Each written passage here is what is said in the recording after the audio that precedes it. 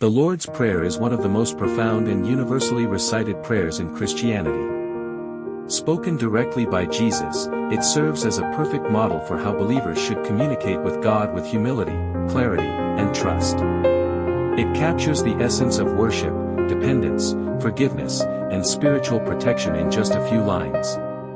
This prayer is not just a set of words, it is a roadmap for relationship with God, reminding us who He is, what we need, and how we must live with others. Our Father which art in heaven, hallowed be thy name.